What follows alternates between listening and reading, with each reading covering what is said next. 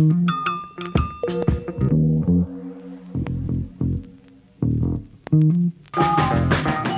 spent my whole damn life in the city. I could go for broke, but the capital is in me. I spent my whole damn life in the city.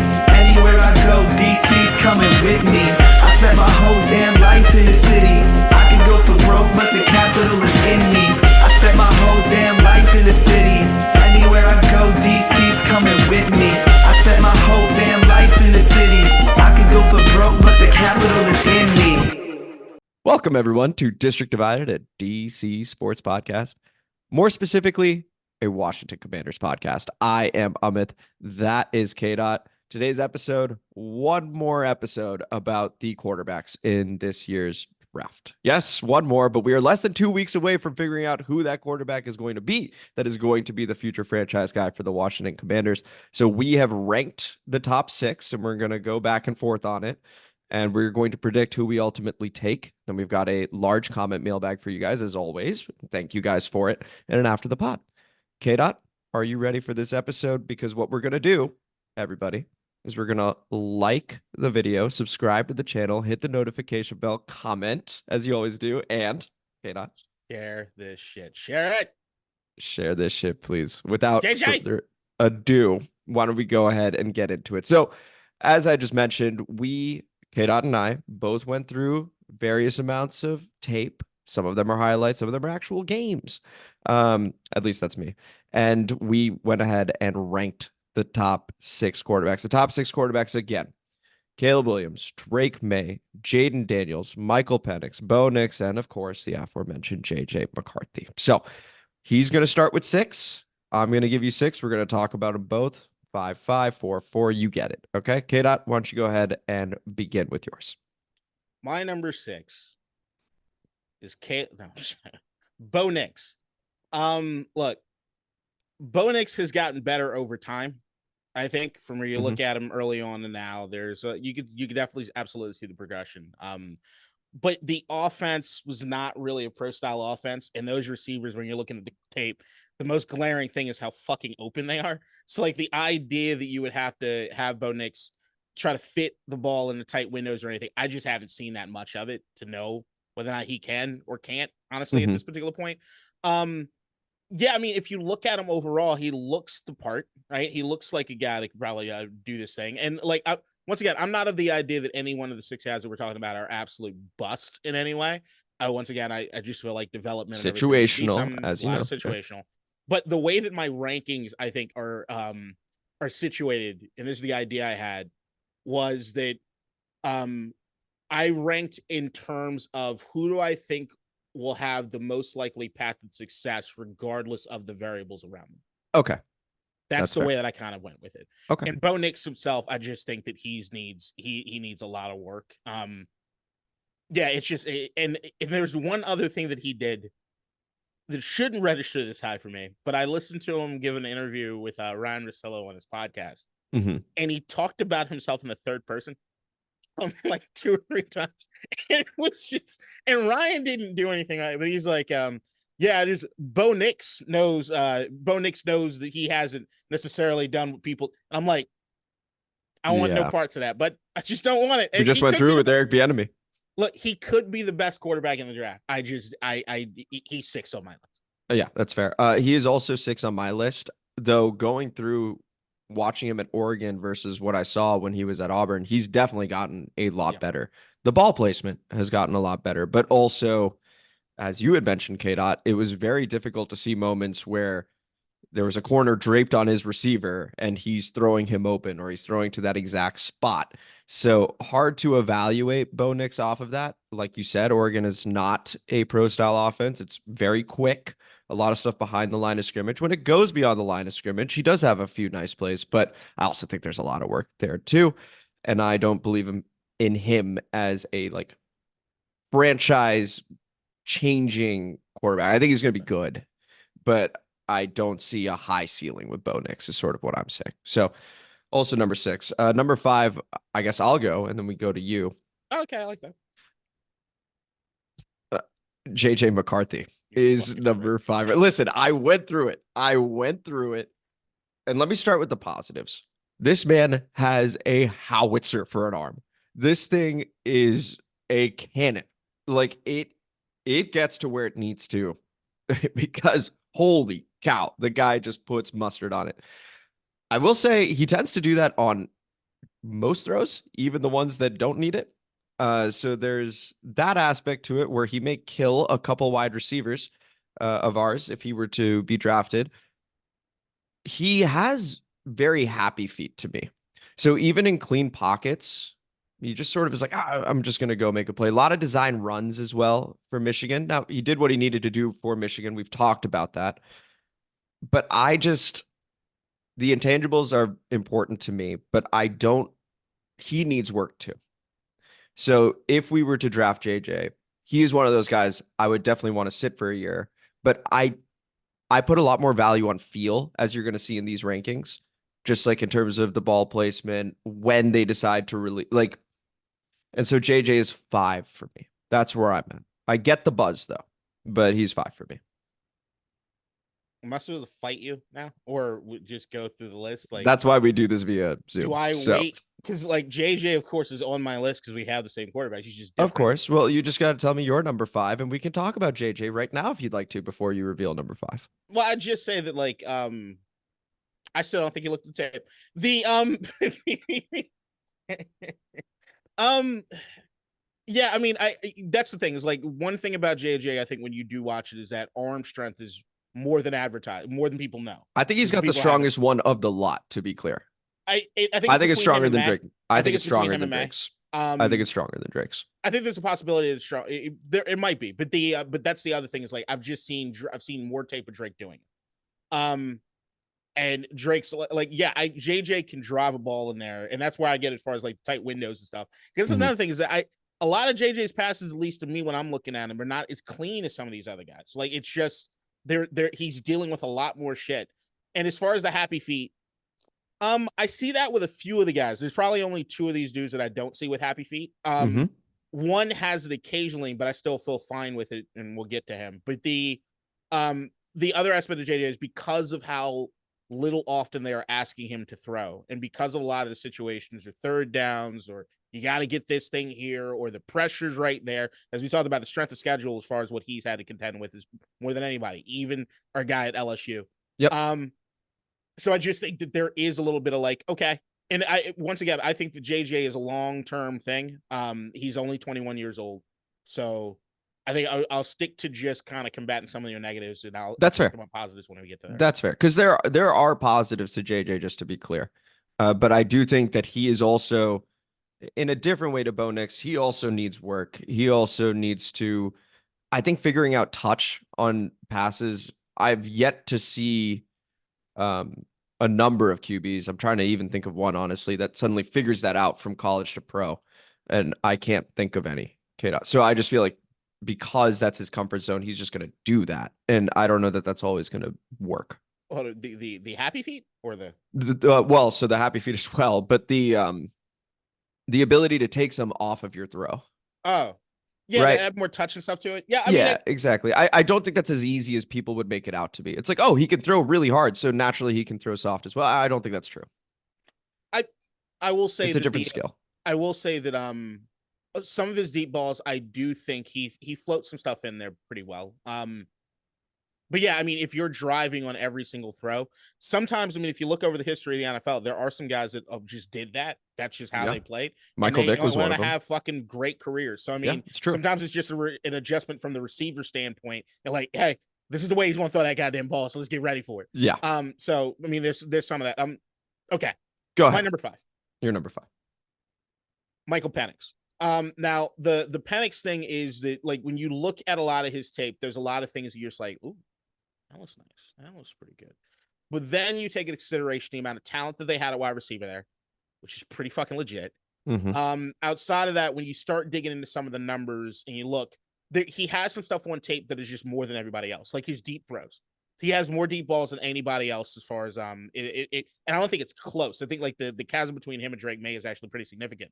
Yeah. But when you're looking at the percentage of that, he also has the lowest percentage of the deep ball throws than anyone as far as completions go, which is like 43%. I think next person's at 51%. So that's a little glaring. So there's that to me is like there is a standpoint of how talented his wide receivers are, where there's a lot of just jump balls he's throwing. And because these guys are as talented as they are coming down with it more often than not. I know that if you've listened to this podcast, or me and you talking in the sense, like sometimes we want Taylor Heineke to just do that sometimes, like give Terry a shot or just take the shot and do this. But there is an art to it. There is a, hey, I got to make sure that my receiver has the absolute best chance to do it. And jump balls in the NFL compared to college football are very, very night and day as far as how talented the defensive backs are in the NFL. They can make your life a living fucking nightmare if that's how you want to live. And the biggest thing for me with Michael Penix, it might be unfair to him, is the injury history is a fucking factor. And I will not list anything other than that. His first 4 seasons all ended with season-ending injuries, like period. Like 2 ACL tears, 2 shoulder injuries. That to me is an issue.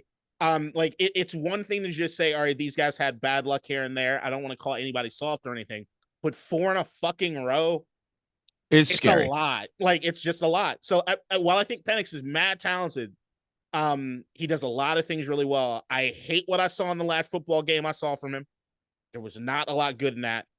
And yeah, the deep ball accuracy, while he does it a lot, he's relying on his wide receivers quite a bit and the injury history. And I forgot the name of the award, but the Washington offensive line was the best in college football. So that also needs to be noted when it comes to Michael Penix. So Michael Penix is number 5 for you. Just to quickly recap, you and I both have Bo Nix at 6. And I have JJ McCarthy at 5. You have Michael Penix Jr. at 5. Why don't you go ahead with your number 4? My number 4 is Drake Maye. Now Drake Maye, to me, going back to what I said my list is, I actually think Drake Maye has the highest ceiling of any quarterback in this draft. If you look at his size and his tool, what he has in his arsenal, if someone can get his ass to understand and look at the game the way he needs to, the sky's the limit to me on Drake Maye. I just think it's going to be a long road to get him to that point. I would not want to see him touch the field, in my opinion, at least through week 12 of this year. And if he could sit the entire season and just shut him down, I'd be redshirt his fucking rookie season. I was going to say, I will tell you right now. So I have Drake Maye higher than 4, and we'll get to my ranking of him, but I would not play him under any circumstance year 1. Any. Right. He's entirely too inconsistent. And the thing of it is like when I think about this, I think almost like the Sam Howell, not in the same way. But what I'm saying is, like, if you were to start somebody like that and those inconsistencies start bubbling up into bad things, what that could do to his confidence could forever rattle the rest of his career. And that to me is just something that I wouldn't want to look for with him. His size, the arm strength, it's all fucking great. His ability to move around is underrated. It's screaming out, this dude's awesome. But can he figure that shit out? And are you going to be able to be patient enough to let him do so? So that's the only reason that he's down at number 4 for me. I wish I could put him higher. Okay. So you got Drake Maye at 4. My number 4, we may get a lot of dislikes on this video. I got Caleb Williams at number 4. Fuck yeah. I told you I was surprised. When I was sort of watching, but yeah. So I'm going to have to go ahead and explain that one. Yep, please do. Okay. Now, mind you, this is for us. This is for the Washington Commanders, because I think you and I have both said that we don't like Caleb Williams here. We like Caleb Williams somewhere else. I didn't know that that's what the list was. The list is just for the Washington Commanders? I just did the list. Well, this part factored in. This part factored in for me. Okay, so I need to be. It doesn't matter. You're still wrong. But all right, go ahead. Caleb Williams number 4. The reason being that when I was watching Caleb, I saw it was a mixture of the man has tons of time, like can sit there for what felt like anywhere from 5 to 7 to 8 seconds, can create even more time, which is a plus. But when you're already in a pretty clean pocket doing whatever you want, I think that's not as much of a plus as one might think. And he also, when he does finally get pressured, has happy feet. So if there is a situation where he doesn't have, and it's not good happy feet, he's throwing off his back foot a whole lot, and it's not as pretty as people make it out to be. I think what we tend to do, and this is a larger commentary on the NFL draft, is you take the highlights, the highest of highs of each of these people, you project that to be their ceiling plus a little bit, and that's how you rank them. I don't know about the mental makeup of the guy. I don't know about the mental makeup of all these guys, so who knows? JJ would rank 1 for me in that regard, just because he's been a national champion. See, I factored that in. Okay. He's been a national champion. I love the story about him going to Ohio State. They recruit somebody else. He goes, fuck that. I'm going to Michigan. I listened, K-Dot. But Caleb, to me, I think he was also around a decent amount of talent at USC. I think he was, yes, absolutely. And a lot of his throws were not exactly tight window throws, right? If we're talking about Bo Nix as well. There is something about Caleb with the happy feet that I just don't, there's something about happy feet, man, that just gets me spooked when it comes to these guys. I don't think he handles pressure as well as some of these other guys do. And I think that in the NFL, you're going to see a lot of pressure a lot of the time. So I've got him at number 4. That's yeah. Just keeping it real. Here's the thing. I think that there are going to be some people that that agree with you, and I think that all of it is a giant cope. He's not coming here, so you gotta make sense of the fact that he's not gonna be. No, here. I'm glad we're picking 2 right now. Okay. Actually, get the fuck out of here. You happy feet, I'm so penguin serious. loving son of a bitch. You. I don't like the happy feet. It's the same thing with JJ and Caleb.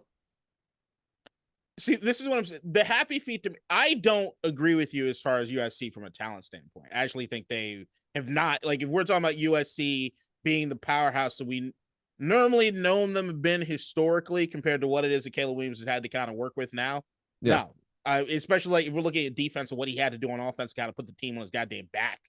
A lot of the pressure stuff to me is a lot of just from a college game standpoint, also not necessarily, you didn't have defense not necessarily want to get pressure on Caleb the same way they do other guys because of that factor, that Mahomes-esque sort of thing, where it's like, yeah, he's going to pull some fucking plays out his ass if you start putting that pressure on him. The happy feet to me is almost like he's having fun. It's like the purest of happy feet. He is the angles at which he can still complete a pass. Mm-hmm. To me is special. It's those things where it's like, regardless of whatever it is that's happening around you, there's a magic like pixie dust that just exists that like it's going to work out. You're talking about that it. Is that fair to say? Right. Yeah. It's the same way. Like, look, there's so many times I hate doing the Mahomes thing. It's just he's the closest guy that we have recently that has the magic pixie dust, right?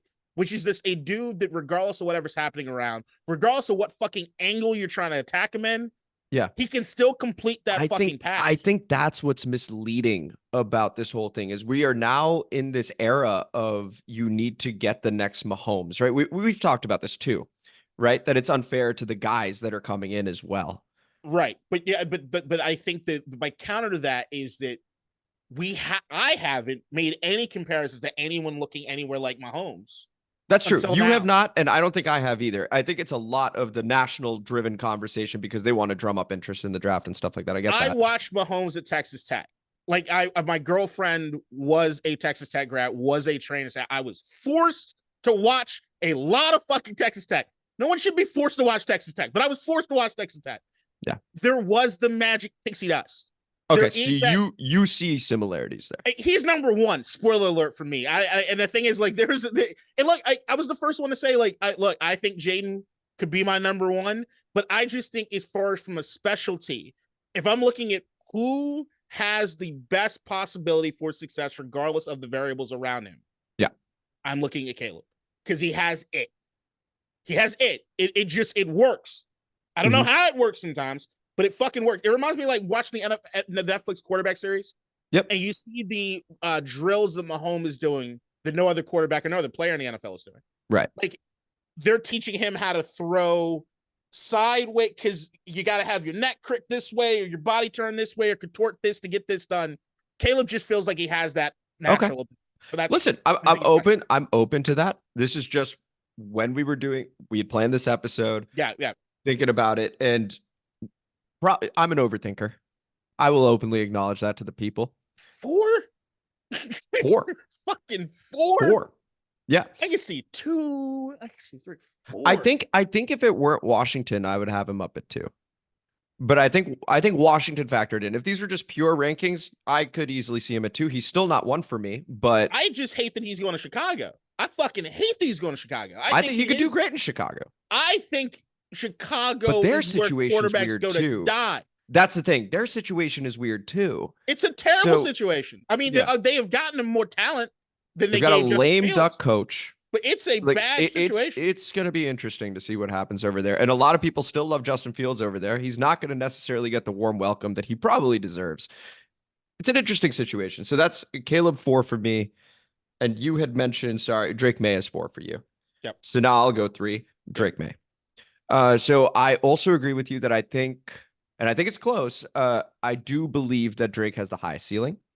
And I do believe that with the right front office and coaching staff, and I want to hope we have it after all the years with Snyder and how the place was run, he has to sit here. We've talked about this, but his arm talent is there.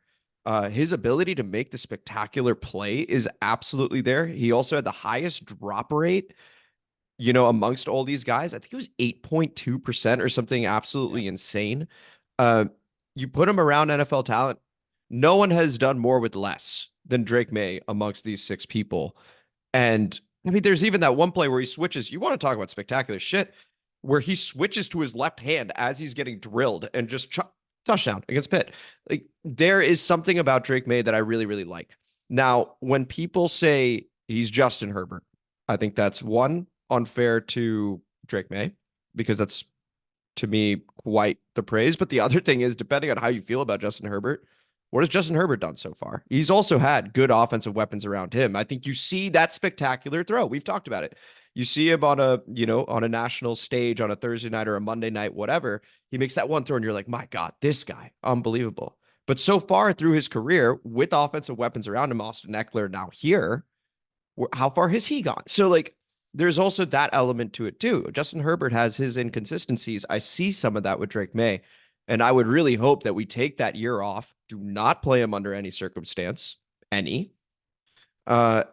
allow him to develop, work on the feet, because people have talked about that. I felt like I could see that too. Work on the inconsistent ball placement, but I do think for him, again, working with the right people, I could see that being at least remedied to an extent enough that he is a threat. So I would go Drake Maye number 3. Yeah, when we talk about happy feet, it's not Drake Maye has happy feet. It's just bad footwork. It's bad fundamental footwork. Can I quickly differentiate between happy feet and bad? But just to your point, so happy feet to me is when you have a good enough pocket already and you choose to bail. So that's what I was referring to with JJ. I thought there were moments he had a clean pocket and then was like, you know what, I'm just gonna run. Same thing with Caleb. And for Caleb, maybe it was just so easy. His evaluation's tricky. Maybe the game was so easy for him that he was just like, fuck it, I'm Caleb. I can do this. It's fine. But that's what happy feet means to me. It does not mean when you're being pressured. That's not happy feet. Right. When you're being pressured, you're being pressured. Okay. But happy feet is when you have a clean pocket and you choose to run. So I actually thought you were referring to something a little bit different. But I'm glad I mentioned it then. So yeah, wanting to escape a clean pocket.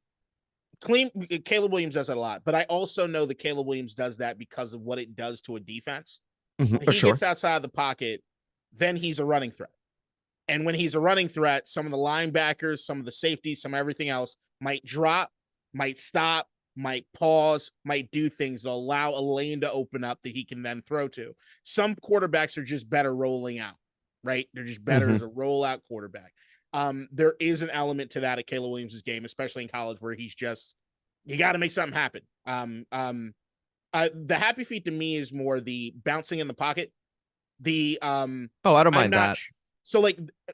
That's something I look out for. So like bouncing around the pocket, patting the football a lot, where it's like, I'm trying to read it. I'm not sure what's happening. I don't know. I can't make the decision just yet.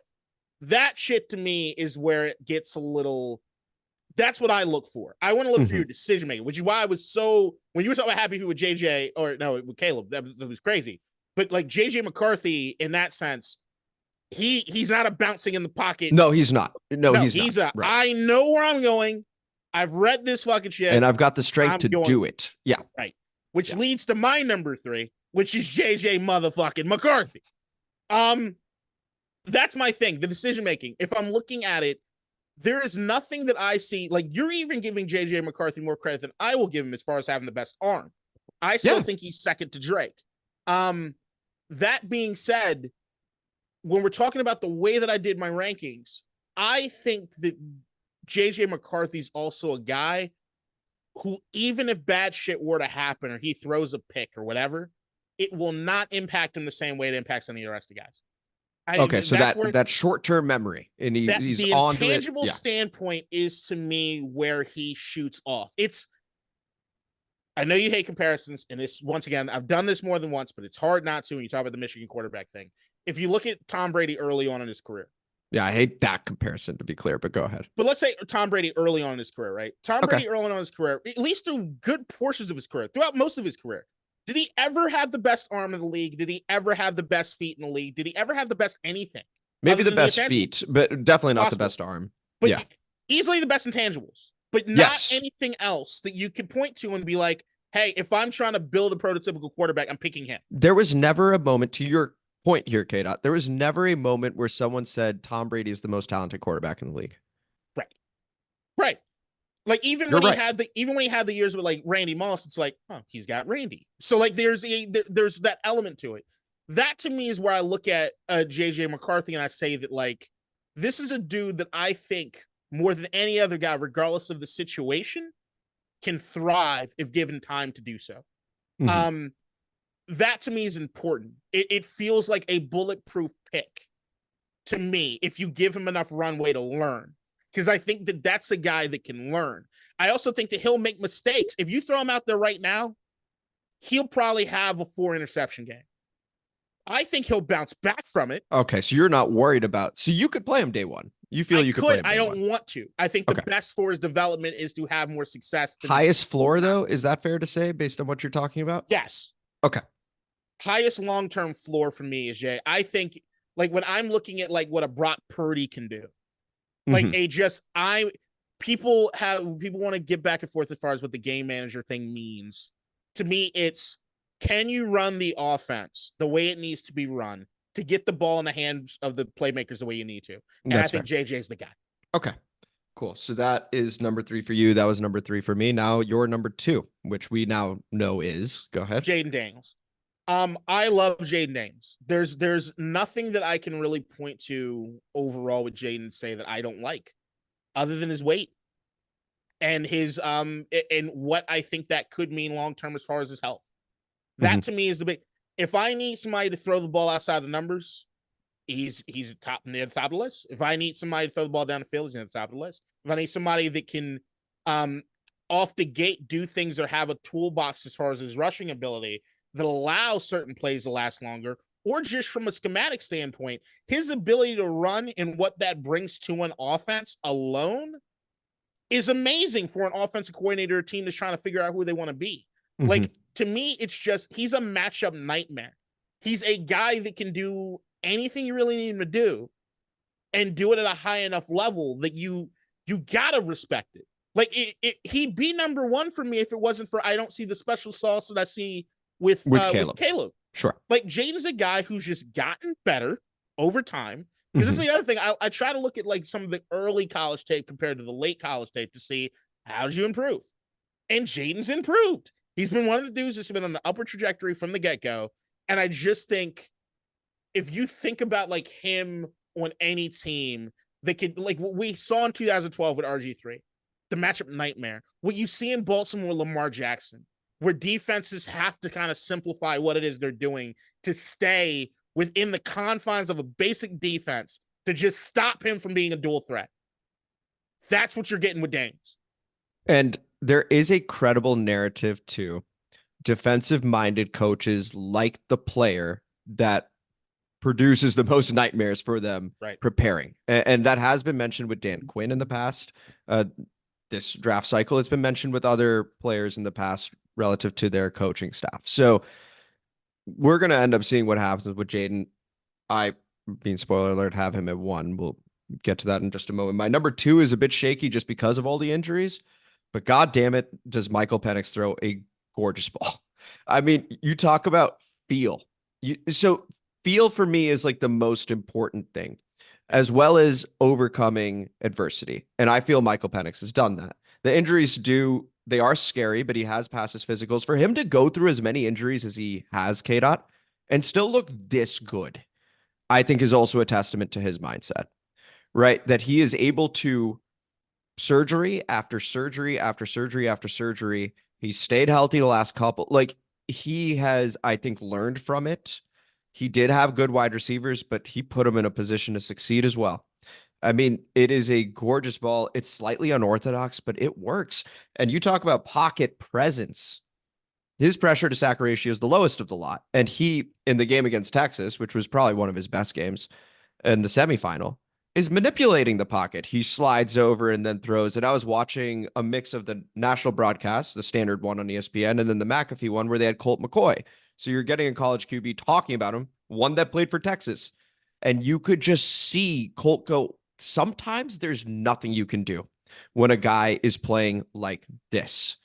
And watching Penix that day, watching him in other games against Oregon specifically, where they need to win those games, those were huge games. He stepped up. The one against Michigan, I think he faced a ton of pressure constantly. That's how I felt about that. So it made it difficult for him. Did he have some errant throws? Of course he did. He's going against the best team in the country, as it turns out. So I love what I see from Michael Penix. I think he might throw the ball the best out of anybody. I think he's awesome. I think he's absolutely awesome. And that would also represent a trade down. So if we were to trade down, I think Penix is going to be there because the injuries are going to scare somebody. Wherever he goes, because it seems like it's going to be either middle of the first, late first, he's going to be great. I almost feel like I can guarantee that. Like, he is so good. I think Michael Penix is being massively overlooked. So that's my number 2. Yeah, I know how you feel about it, but number 1, Jayden Daniels. Jayden Daniels. We talk about feel. We talk about ball placement. For me, it's not even the rushing, KDOT. I've said it before. Like, it's in his toolbox. Yeah. He sits in the pocket. He's looking around. He's progressing. It's a pro-style offense. Overcoming adversity. Coming from Arizona State. Going to LSU. Challenging himself. Improving year in, year out. Handling himself like a professional in college. I think he's already got the makeup and the minerals to be an excellent NFL quarterback. He represents that matchup nightmare that we've talked about. And you cannot teach the feel he has because you don't see it every year in a draft. You don't see it every 2 years in a draft. I genuinely feel he's special. I do think that people see the fascinating stuff with Caleb Williams and just how amazing some of his throws are in those angles. And I'm so thankful for it because I do think that we're going to end up with the best QB in this draft. That's what I think. Go ahead. You're number 1. Talk about Caleb. Special sauce. Like, it's just, he's just, every year in and year out, we do this and not sure of like where, once again, picking quarterbacks in the draft is the hardest thing to do. Because, this will age terribly for both of us somehow, just to be clear, this episode. No, I think it'll be fine for me. I do. I honestly think it'll be fine for me. What have we all honestly think that. No. But what have I qualified everything saying is that, like, I think I don't dislike any of these guys. I don't think any one of these guys is a bust to me. What I do think in the most important factor that we keep overlooking is the development aspect of it. Now, if you want to come to me with if we're ranking wide receivers, if we're ranking defensive backs, if we're ranking linebackers, and you want to come to me and talk about bust, not bust, things like that, let's go. Like, we can get into it. But as far as a quarterback, especially this particular draft, I only see one dude who's truly special, and the rest of these guys, I don't I would not be surprised if every last one of them could start in this league for 7-8 years. Like I don't like I really do think. Maybe not Bo Nix. Bo Nix is the only one I'm slightly low on. But the other guys, I just think that they're all. But Penix, I like Penix. I don't like. I mean, I love Penix a lot. His offensive line, incredible. Wide receivers, great as shit. Threw a lot of deep balls over a lot of jump passes. Sometimes that might work. If he goes to Minnesota and is throwing fucking jump balls to Justin Jefferson, let's go. I don't even think they're going to be jump balls. I think his ball placement is insane. Well, then we go to he has the worst deep throw accuracy percentage of any of them. Like the next closest, once again, is an 8% mark off. So like we could do that. We could talk about that, but it's like it's just the numbers are the numbers. It is what once again, I don't think Penix is bad. Don't think that my criticism for Penix is to think that Penix is bad. But my number one concern with Penix is I need you to be available to play for me. That's fair. Again, I get the injury aspect of it, and that's why I felt a bit shaky about him too. But it's purely because of the injuries, which I do think he's gotten past. And again, I put a lot of value on the mindset of a person that gets hurt over and over and over and is still able to bounce back and again look as good as he has. No quitting the guy. On the intangibles list, he's probably number 2 for me. There you go. Like, yeah, 100%. But I like Penix a lot. And the idea that, once again, if Penix becomes more of what was the biggest thing for me with JJ McCarthy, which is the ability to trade back, get more stuff, and still get your quarterback, I'm willing to listen to it, absolutely. But I will say that if Penix ends up being the card, I'm more nervous than I am with some of the other guys. That's it. I think I would be too, to be honest. But I also think that, again, we have put a lot of weight on our front office, on our coaching staff, and we feel good about it. That would help me feel more secure in the Michael Penix thing. That makes sense. I do think he might be the most ready of the lot to play, honestly, right now. I think if we were going for the day one starter, I think Penix is probably the closest to being ready. I think Caleb still. Caleb still. Okay. Let's move over to our prediction. Who do you think we're ultimately taking at pick 2 overall? I sort of said it in the last segment. I do think we're going to end up with Jayden Daniels. I do think that there is that credible narrative of defensive coaches wanting the guy, and that's going to, I think, factor in for Adam Peters, wanting the guy that produces the most matchup nightmares. And again, it's about what he does in the pocket for me, K-Dot, that is more than his rushing. I love the rushing. It's great. It's exciting, especially when you're like, the younger kid that wants to play Madden and it's just like, it's fun to run around with this guy. But really what he does in the pocket, I think is absolutely awesome. And so I think it's going to be Jayden Daniels, and just having that ability to run puts him over the top. I don't want to downplay anything that Jayden can do in the pocket. I just think, especially early on in a quarterback's career, they're going to rely on their feet more than they even realize they're going to, just because they don't know how to. Which is why I still want him to sit.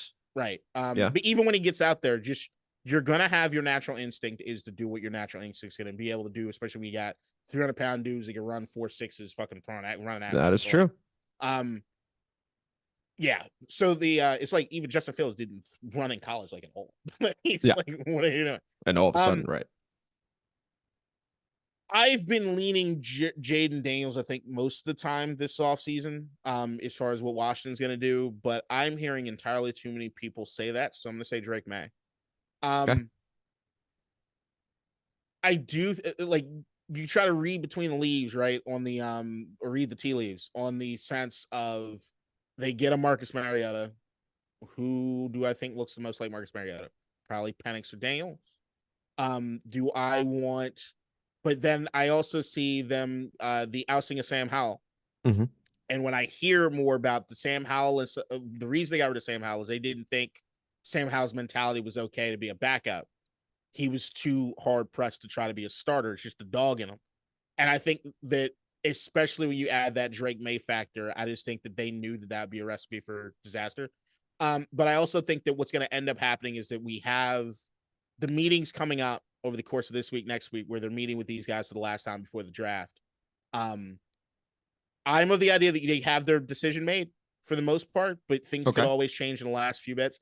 And I keep hearing a bunch of shit out of the Jayden Daniels. And I know some of his bullshit where it's like he didn't interview well, or he didn't think the interview went well with Washington. He really wants to go to Vegas, this, that, and the other. I would not be surprised completely if something in one of these meetings could change this, because I really do think these guys are really close.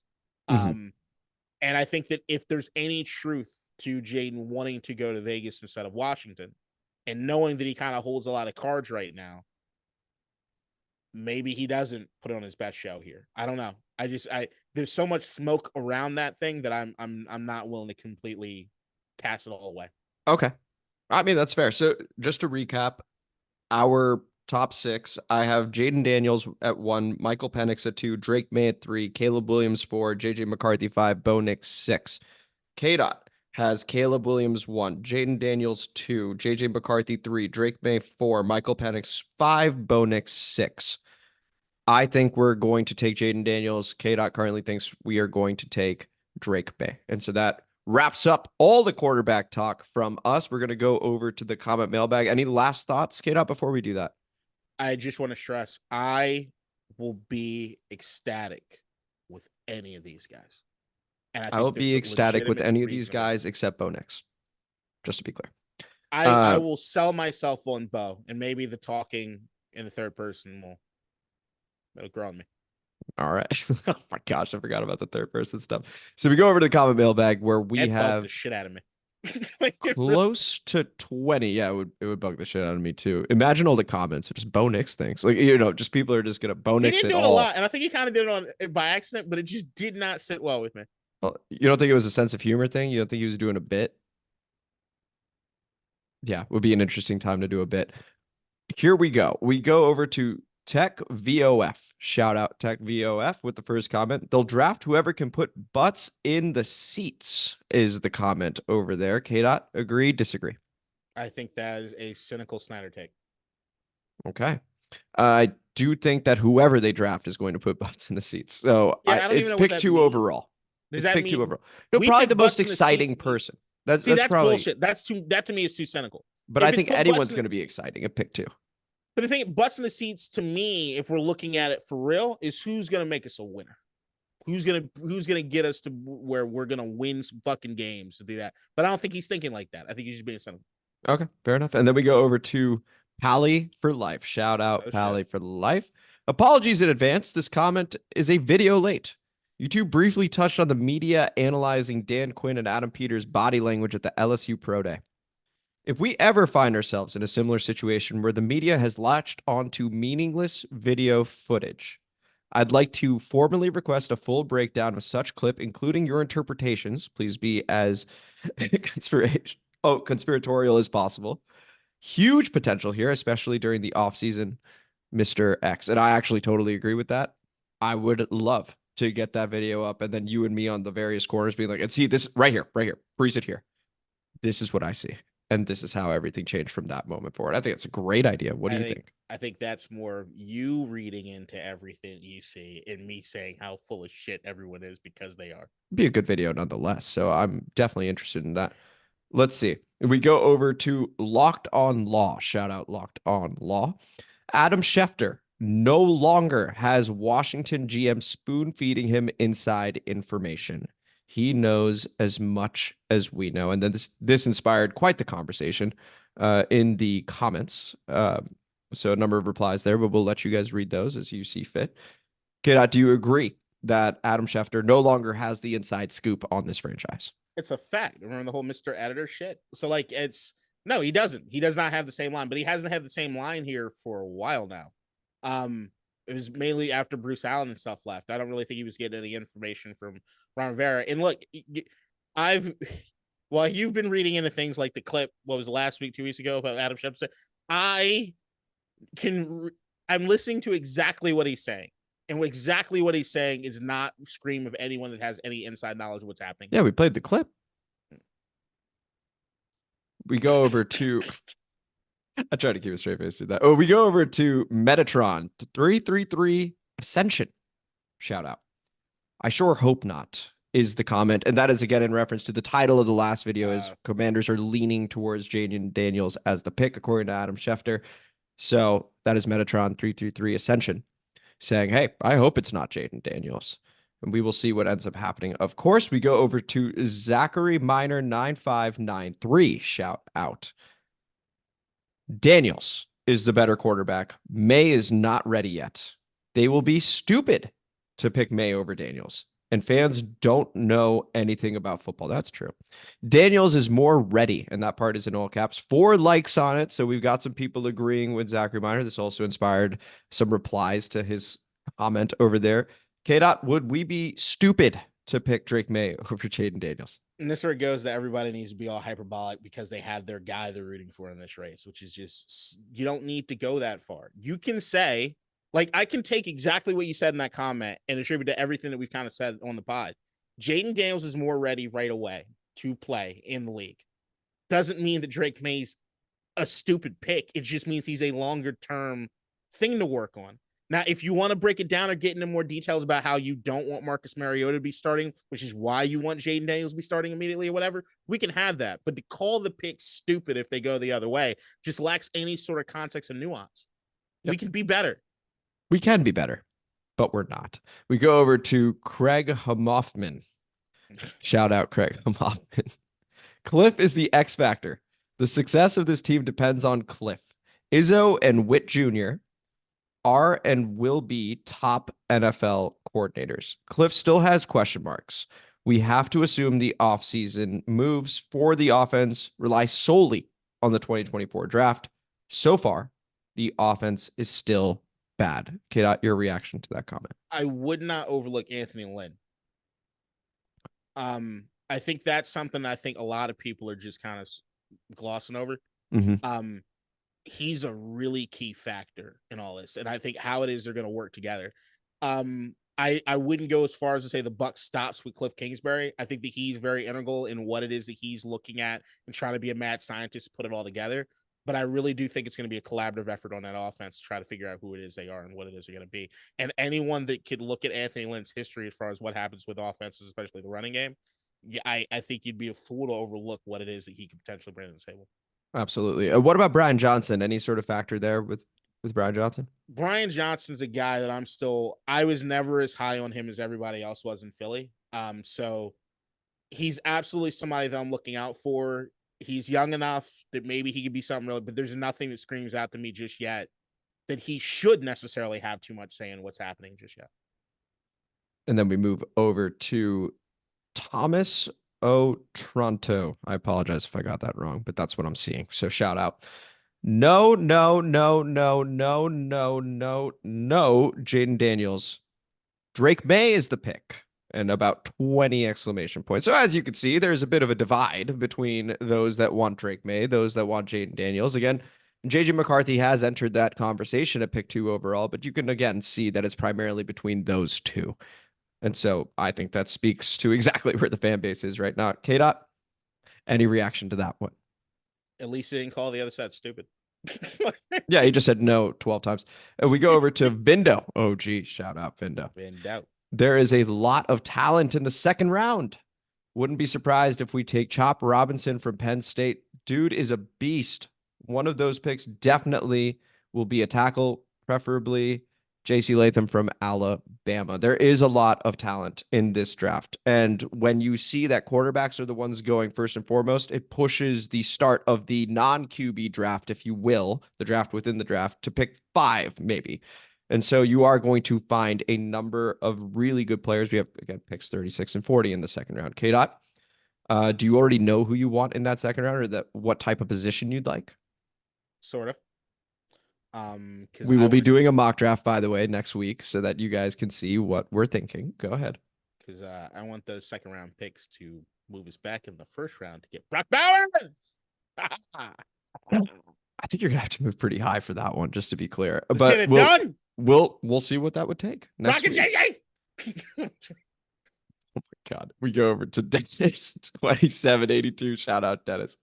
Chop Robinson will not be there at 40. He won't.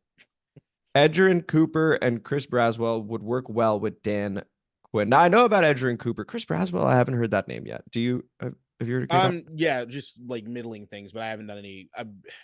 I've looked at certain guys. The thing is, you start getting the highlights of some of these other positions, you just fall in love with 1 or 2 guys, and you can't stop just watching their highlights and doing deep diving on that. Absolutely, there's so many fucking people. Cooper's a dude that I've done a few mock drafts, and he's usually somebody I end up picking up. He's nice. He's nice. But yeah, I don't think Chop Robinson will be there that way. At 40. Could be up there at 36. Who knows? I don't think so. I think he'll end up being a late first, but we'll see what happens. We go over to Earl Bruce, just another OG in the game over here. Shout out Earl Bruce. I've learned during lying season, ignore the media and fans. Other than the GM and his staff, no one knows anything. Any of the top 4 quarterbacks could be the Messiah or a complete bust. I believe that Adam Peters is smart enough to do his due diligence and hopefully make the best decision. Great content as always, guys. And he got a number of replies to that as well. K-Dot, I'm sure you agree with that. No one knows anything right now. I agree with that. I'd even say that I think that there's less than that to know what's going to happen. If they know who it is they're leading with, I think they're at a maximum 3 guys that know. And it's Dan, Adam, and who's our... Would you say Cliff? No. Who's our owner? Josh Harris. Magic? Does Magic know? No. Do not let Magic know. I thought it was important to bring that up. Don't let Magic know. Here's the thing. What do you think Magic wants? Here's what I know about Magic. If you're trying to run smoke screens, let Magic know. That shit gonna get out. If a motherfucker will tweet something, he'll just do something. We go over to Spencer Brudig, former co-host of the show. Shout out Spencer Brudig. Man, these guys are cute. I appreciate that. Just a couple cuties running a podcast over here. Appreciate the comment there, Spencer. And then we go over to Abda Truth Teller, 5895, with an all-time comment. Oh, this is the one? I don't agree with all of Stephen A's takes, but he is 100% correct. Also, LeBron is nowhere near MJ and Kobe level when it comes to studying and picking apart the game of basketball. They were very detailed in how they played the game. K-Dot, your reaction to that comment? What? So it is of my belief when I read this, I burst out laughing because no, I think this is about a different video and he had 2 tabs open and commented on a different one. I looked back. I was like, did we talk about Stephen A? Did we talk about MJ? Did we talk about Kobe? I don't know that we did. Appreciate the view, bud. Yeah. Watch them comment mailboxes. Well, he's commented in the past. I think he was just on a different tab. We should go watch some Stephen A videos to see if there's a divided comment somewhere there. That actually, I thoroughly appreciated the comment. I read this at I want to say 8 p.m. on a Saturday. I just burst out laughing. I thought it was awesome. We go over to Blood Clot, another OG. Shout out Blood Clot. To the commenter that wanted to trade for Stephon Diggs. Could you imagine him yelling at a rookie quarterback on the sidelines like he did with Cousins? We need leaders that rally the players in the tough situations, not threatening to sit out games or wanting to be traded. He's wrong for the culture. Good luck to the Texans. I'm sure it will be great when they're winning, but what happens when they lose? And we're not trading Terry to the Bills. These silly internet articles. Yeah, we are not trading Terry McLaurin to the Buffalo Bills. Let's be 100% clear there. That would be a stunner. That would be a stunner. I think we would all hate that. Trust the front office, but also what the fuck? Like that would not be happening. Well, that's with the number 2 overall pick, Marvin Harrison. By the way, we traded Terry. And so, yeah, that would suck. That would suck. It would be great for the live stream, I guess, which is happening, people, which is happening. But man, that would fucking suck. In terms of Stephon Diggs with the Texans, it's pretty good. If you look at the actual contract itself, they can get out after this year. So it really is trying to maximize 1 year of Stephon Diggs. I don't think anybody has doubts with CJ Stroud, and I don't think CJ Stroud is going to be the type of guy. He already seems like a 10-year vet that is going to be phased by Stephon pouting if that were to occur. And I don't think it will because he's on a new team. And whenever his first year in Buffalo was amazing, like when Stephon has something to prove, he's really fucking good. There's a reason he's as good as he is, man. So I think he's going to be just fine in Houston. I think he's great regardless of scenario. And look, if I'm looking at the times that he might have seemed a bit malcontent in Minnesota and in Buffalo, I think he had a point in both cases. But that being said, do I want that? So what I look at is like, if Stephon Diggs was Terry McLaurin last year, is he the good soldier? Just keep moving? No. And I don't want that energy right now. I'm not saying it's not helpful. I'm not saying it's not a good thing to have sometimes in certain locker rooms if you know how to handle it. We're just entirely too early on in our process to introduce that just yet. Yeah, that's true. Exactly. So I completely agree with you, Blood Clot. I agree with you, K. Dot. Not right for our culture right now. I'm very much of the camp of get the culture correct this year. Don't pay big money to anyone, let alone a wide receiver or corner. A la L'Jarius Sneed, a T. Higgins, a Brandon Ayuk. I would not do that. And just build that culture this year. We go over to JJ18057. Shout out. Adam says so in reference to Jayden Daniels, but nothing from John Keim, JP Finley, or Nikki Javala with the little thinking emoji. You know what I'm talking about? Like this thing. Yeah. Has that there. And it's a good point. This is just coming from the national media. And what do they know? We don't know. And so far, they haven't known. Yep. Go over to Chuck Pettit, 6550. Get RG3. So we can definitely ask RG3 to come on the pod sometime. I think we would both be open to that. I think he's referring to Jayden Daniels being the comp, right, to RG3. Heisman Trophy winner, number 2 pick overall is what he would be. Ability to run. He's drawn that comparison himself. I mean, so I'm assuming that's what that means, K-Dot? Is that what you think it means? I don't know. Cool. K-Dot's getting fatigued. We go over to DPFG8BXJD all the way. Appreciate the comment there. Another vote for Jayden Daniels. We then go to LaVincent Scott 7118. Shout out. First of all, when is Adam Scheffler ever wrong? You guys ran your mouth. No true analysis. Who is the current quarterback? Murata. Who matches his game? Daniels. I've done your work for you. You're welcome. Geesh, do some damn research. K-Dot. Adam Scheffler. I don't know that he's ever been wrong. That's an interesting point. And also, I mean, there's nothing wrong with Murata at starting QB. Let's see the issue with that. Are you making a link between Murata and Jayden? Can you do me a favor? Yeah, sure. Scroll down on the comment and can you hit the translate button? Because I don't speak dumbass. It does not appear to It's be not there. appearing. No. All right, but what's his name? LaVincent Scott 7118. Do me a favor, LaVincent Scott. Unsubscribe from our channel. And I go skull fuck your inbred sister. Like, No comment from fuck off. We What is that? I particularly enjoyed research this because for of all the Maroota? misspellings. Fuck off, cocksuck. Well, what's also funny is we've even talked about the Mariota Jayden thing in the past, you know. Murata. So it's Scheffler and Murata. Scheffler and Murata is pretty cool. I've done research. Does that sound like a Well, that motherfucker was the research? funniest part. Was like he's saying do your research, and it's Adam Scheffler and current quarterback's Murata. Come on, can you at least admit now? Not all comments are good, Ahmed.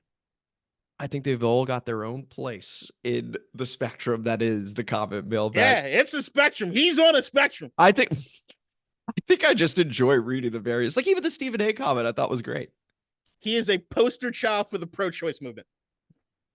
We go over to Jess Anto. How about there? Okay, so someone you love and trust, K-Dot. Yeah, there we go. See, I love that. Jess Anto. Feeling better? Yeah. Palate cleanser. Palate cleanser. Good old Caleb Plenzer. We go over to Jess Anto. They are saying that there's a civil war amongst the fan base in regards to the quarterbacks in the upcoming draft. What's new? Fan bases of every team on earth are typically boisterous, opinionated, and are usually not experts in the sport that their team plays in. It's the funnest part of being a fan. Talk yo shit.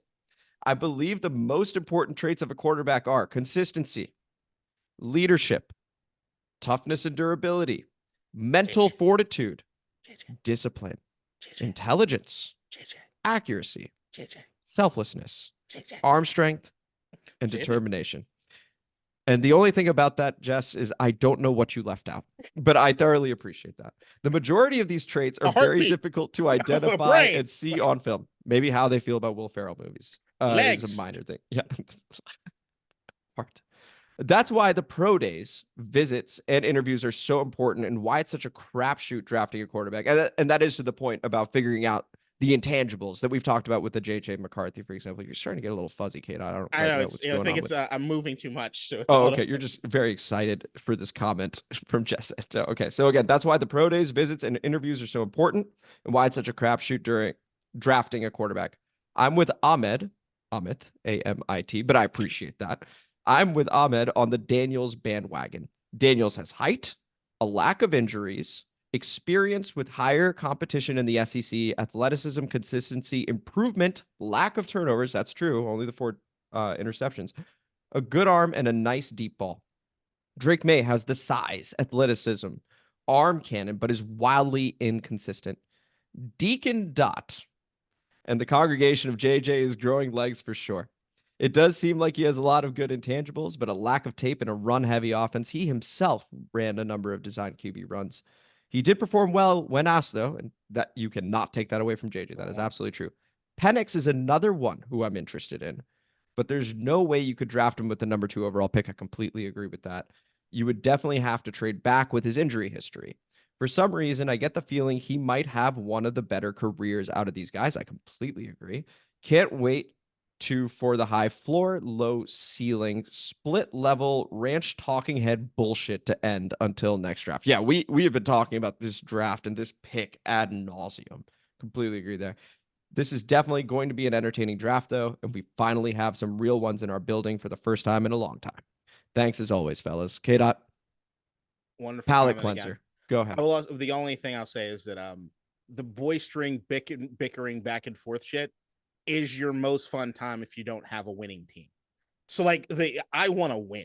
Like that's because I feel as though winning curbs a lot of this shit. Yeah, like we can have dumb arguments like the way New England Patriot is Tom more responsible for it than Bill? Like let's have those. Like I'm sick of this shit. I don't want to do this anymore. Yeah. And we're almost there, K-Dot. And next week's episode, we will be doing our mock draft. We may have Ben Robinson on, author of grindingthemocks.com, where, again, he aggregates a ton of mock drafts. Last time, I think it was in the thousands, or something like that, where he is able to pretty accurately tell you around what pick someone is going. And that ranges all the way to the 7th round. So, like, this guy's locked in, okay?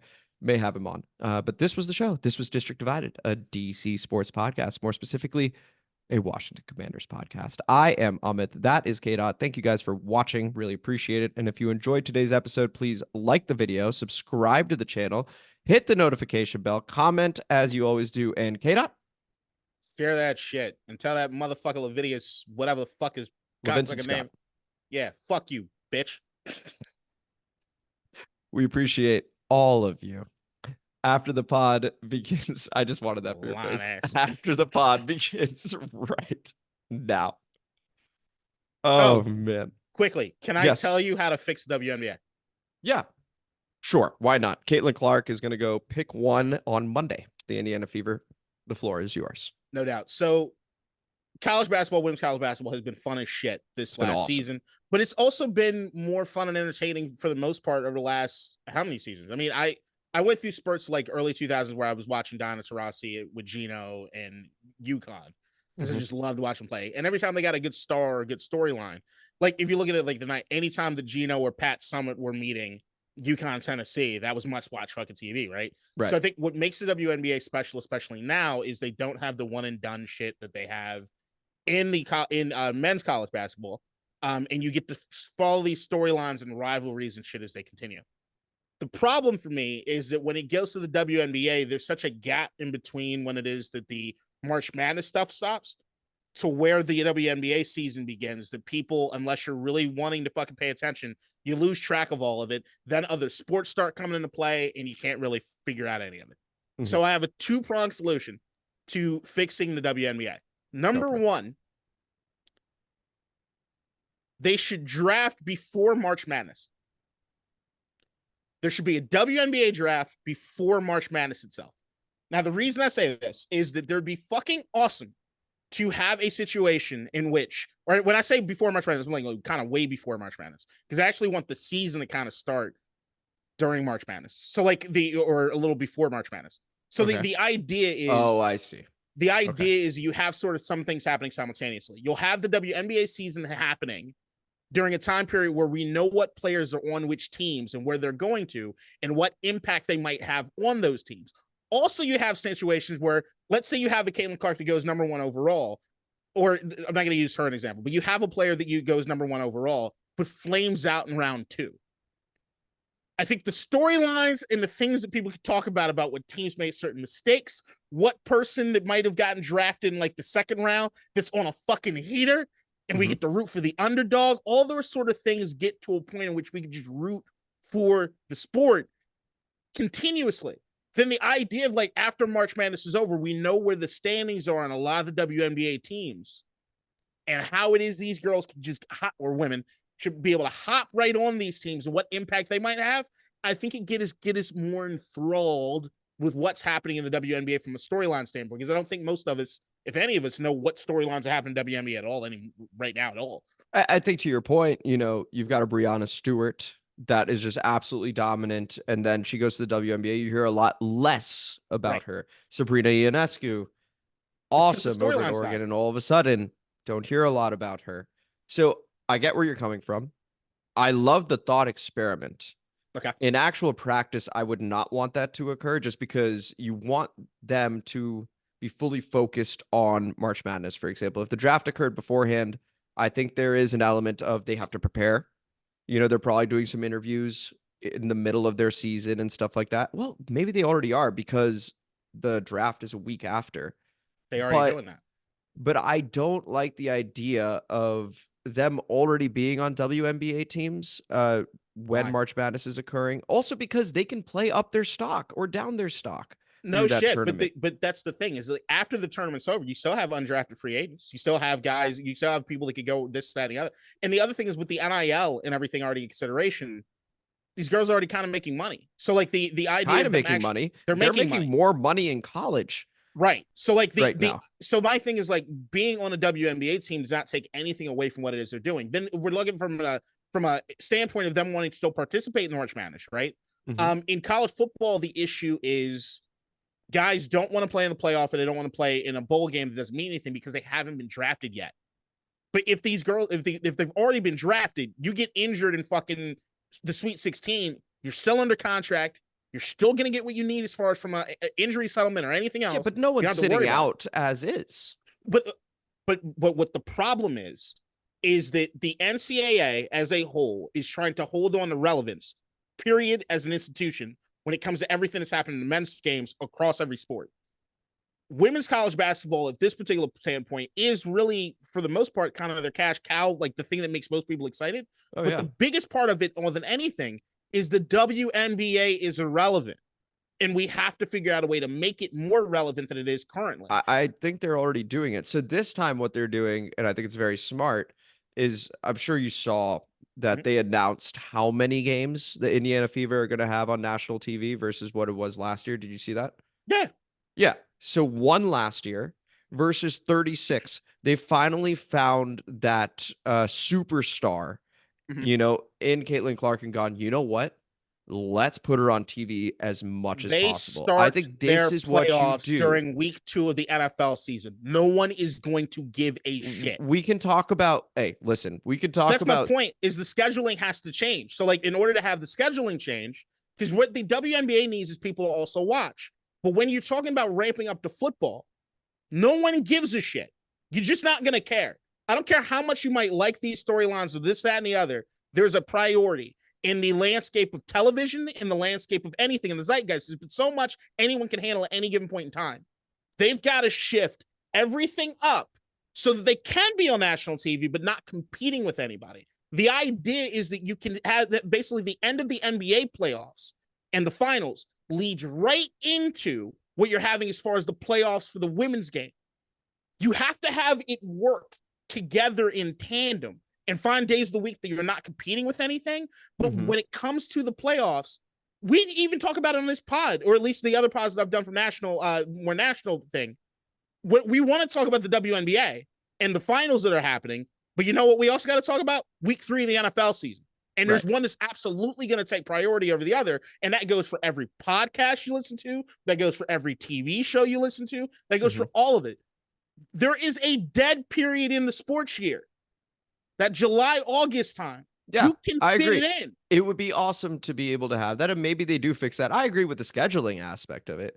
I just disagree with having the draft before March Madness, and I wouldn't do that. I don't think you, but that's the thing is if you're looking at the scheduling and what it is you need to do as far as the ramp up stuff, you still need space. So in order to get stuff that they need to get done as far as the preseason stuff, as far as what it is they need to get done as far as the training camp stuff, if you push everything up, that means the draft has to get pushed up too. And if the draft gets pushed up, I'm just looking at a scheduling standpoint where I don't think there's any negative impact on having the draft before March Madness, other than the impact it might have on teams making the wrong decision.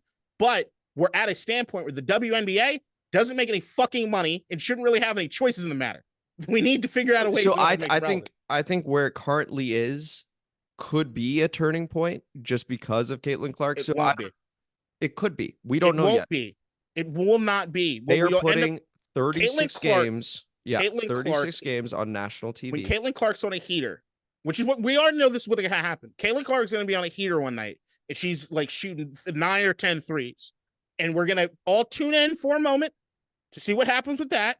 And we're going to go right back to regular scheduled program. There have been stars come through the WNBA, but what I think not like her. This is the first time I can recall where the women's final had more viewers than the men's final. That's one. 2, in terms of the current scheduling of it was 18.7 to 14. I know, but a lot of that has to do with the men's game viewership going down tremendously because nobody gives a shit about men's. 18.7 is still more than all the NBA finals games from the year before. 100%. So that is astronomically different. Number 2, the WNBA draft happens the day after the NBA season ends. That is the current reason as to why it's there, is because there is no NBA game at that time. The seeding has just been decided. You're going to begin playoff talk for sure, but that Monday, it is about the women. We just haven't had a superstar, like a marketable superstar like this before. Caitlin is different. Can we acknowledge that Caitlin is different? Caitlin is different, but I don't think that she's that much different than how the star power that Diana Taurasi had when she was coming into the NBA, or Sabrina Ionescu had to a certain degree when she was coming into the WNBA. Yeah, but we also social media, that was all different. I think you're doing and what everybody else is doing is the exact same thing that they do when a soccer star comes to the MLS, which is they think that if we just show more primetime games or we just show them a little bit more, then people are going to absolutely tune in. No. Hold on. No, it's different. Lines. The MLS completely botched their crap by putting it on Apple TV or whatever. That was terrible. Caitlin Clark and her viewership in like the LSU game, right, had just as much to do with the amount of people that looked at LSU as a villain that they looked at Caitlin Clark as the hero. That's the reason you have shit like that happens. People were invested in either rooting for or rooting against. It's not just Caitlin Clark the person. It's the storyline and your buy-in over many years of following these people. And it's how it is you do to keep the storylines fresh and going, to keep rivalries fresh and going, to keep people in whatever encampments they want to fucking be in to root for or root against things. And I just think that what they need to do is mesh the sport. That's what the national TV thing does. That is already a huge change before, because now what's happening is you're not just watching initially you're just watching for Caitlin. But if they actually hoop, then all of a sudden you may actually get an interest. If betting becomes bigger in the betting is a huge part of it. I've already been betting on the WNBA. Yeah, but other people haven't. And so they may begin now, right? And so that becomes a big deal. So none of you guys are thinking outside the box enough. I don't think you need to right now. I do think you may need to, but we still got another year of Paige Beckers. It's lazy. What it is we've still got Juju Watkins. It's not thinking outside the box, and it's not taking advantage of what it is you're having right now. What everybody's doing is change the whole schedule. You're catapulting Caitlin Clark to being a savior of the WNBA. And when that ends up happening, no one ends up actually being a savior of fucking anything. You need story to root for. Baseball got saved not just because Mark McGwire was going for the home run record. It's because Mark and Sammy were going for it. There were camps that you could get into. Two very, very different camps that you could get into to do that, right? MJ changed the game to a certain degree in the 90s. But even before that, the NBA itself was already taking off. Why? Because of Magic and Bird. That's the start of the NBA getting to somewhere. You need to have storylines. You need personalities and storylines to get people invested in it. It's the only reason the NFL still reigns king above all things is that there's no one person in the history of the NFL that's bigger than the product of the sport. I don't give a fuck who I you are in I the think the NFL. NFL right now is huge because of fantasy football. No, that's I come think on. the product has the been NFL watered has down always some. been huge. What are we talking about? Like the NFL Yeah, has of always course, been of king. course, it's always been huge. Yeah, but the Yeah, but rules changed. It's not as fun to watch as it used to be. It We could doesn't stop acknowledge it from breaking every record when it comes to viewership, regardless of because what it is. fantasy football is also massive, and people That get is interested that way. To think that fantasy football is responsible for the NFL still being For his dominant recent king. growth of it, yeah, absolutely, that's a huge part of it. A lot of it also has to be with what they're doing as far as in the international markets. But regardless of what that is, I'm saying that the NFL, not to mention just population growth, more eyes will be on the NFL because of this king. But the reason it is king is that there has never in the history of the sport been an athlete, 2 athletes, 3 athletes, 4 athletes that they've relied on. The shield is bigger than any one of these players. It's better than any one of these teams. You can get rid of the Dallas Cowboys tomorrow. The NFL will still soldier on. Agreed. It's what they've made it that, and that's what I'm saying. The rest of these leagues, for the most part, the NBA is this a has commentary on the WNBA or all leagues? It's people not looking at the through lines from the other leagues to why it will or will not work in the WNBA. We keep going so short-sighted and not thinking outside of the box enough to get it to a point at which it can grow. I'm still of the idea that the women's sport that I want to see the most money in, because I actually think from a product standpoint and more people just saw it, they'd be enthralled by it, is volleyball. Just from an entertainment thing. That to me is a sport that if you had on primetime television and just allowed people to be able to see what's going on, because I don't think most people have tuned in, that alone, just the sport itself is enough to get you enthralled. But beyond that, everybody else, you need fucking story. It's like what sells a good movie. Like you need a good fucking story. You need shit that you can actually root for. And it's beyond just a Caitlin Clark. Caitlin Clark only exists to the level of Caitlin Clark is because you have Angel Reese, because you have LSU, and because you had camps that people could get in. Yeah, but people still watch the UConn game as well. Of course they did, because after you watched the LSU fucking Iowa thing, you still had people that were still rooting for Caitlin Clark, that wanted to continue to see her get to the promised land, right? But you also had people that watched LSU and watched them lose that were rooting against her ass. Did you think that people were not going to watch LSU UConn? No, I thought that people were going to watch it. If LSU had won? Yeah. I thought absolutely people were going to watch it. Would people have watched it at the same level that they watched Caitlin Clark? No, because none of those women that were on that team are white and her. No, still got Paige Beckers in terms of white and her. Like Paige They're Beckers not also very white good. and Caitlin Clark and from fucking Iowa. Like people don't want to give enough credit to that part of it. It did feel like good versus evil because there was a black team and then there was the fucking white girl from fucking corn-fed fucking Iowa. There was a lot of tension when it came to that. But that's my point is that shit, if there's anything America loves doing more than anything else, is if we can get back to our racial tribalism to root for or root against, we love that shit. We're in. No, but here's the thing. We're fully in. Boxing, that's how boxing became boxing. So where is your hesitation that storylines cannot be created by putting 35 more games on national TV of just Indiana? Forget everybody else, which will also get upticks. Where do you think national storylines, where are we missing those? No one knows anything about these girls. Like once they get to the NBA. That's the point of putting it on national TV. I get it. But as far as from a storyline standpoint, when it comes to them, right? Mm-hmm. It's much easier from a storyline perspective to follow somebody from the beginning all the way through, which is what they're doing. But it's also creating other storyline and creating fandoms and camps to then get into. The idea that like WNBA is going to be on TV, which is the other thing that you're not taking into consideration, which is a huge part of me, which is the scheduling. I don't give a fuck if there are on primetime. If there's other things to watch outside of Caitlin Clark, people will watch the other things. That right now, yes. At this moment, yes. The storylines need to develop with her in the WNBA. That's why they're putting it on. You know what? Today's date is what? April 12th, yeah. On the week of April 12th, every year from here on that we do this podcast, we're going to do a State of the NBA.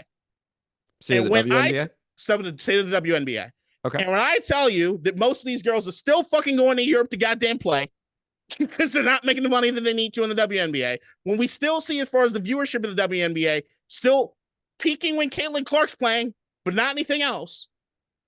We discussed it again. I'm just saying that what we're looking at is short-term boost, not anything that can be sustained. Because what we're not doing a good enough job is drawing the parallels from other leagues and what makes them special and unique to what it is here. One of the reasons that the NBA exists to this level is because of kind of the eroding of the NCAA game, which is these motherfuckers play for 1 year. Most people can't even name most of the fucking colleges the NBA players fucking go to. It's an afterthought. It's what do we got to do to get them into the fucking league and to start those storylines early. And we follow these guys from the point that they're teenagers to 20 years old, all the way through.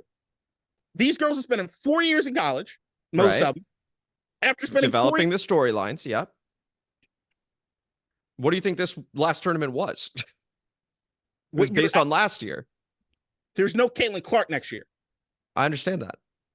So what you're expecting, right, is that with no additional boost of Caitlin Clark and no additional help when it comes to the storylines, right, and meshing with the WNBA, what I'm telling you, the current system is we care about the storylines when they're in college up until March Madness. Then before they play in the WNBA, there's a multi-month gap.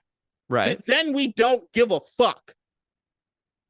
And no one remembers any storylines or what teams anybody's going on. You can put a gun to most people's heads 3 months from now, ask them what team Caitlin Clark plays for, and I pretty much guarantee you some of them aren't going to be able to tell you. Okay, well, I'll push back on that. We are up against what team did Diana Taurasi play for? We'll talk more about it. But what no one is But Caitlin. No one is Caitlin. No one should not be Sabrina, bigger than the sport. Not Brianna. You cannot. This is how it starts. You had just It never said so. starts that way. We're at a hard stop. We got to go. But we will definitely talk about this more. Would love some comments on this too. Till then, take it easy. In DC, we're just hoping that you listen.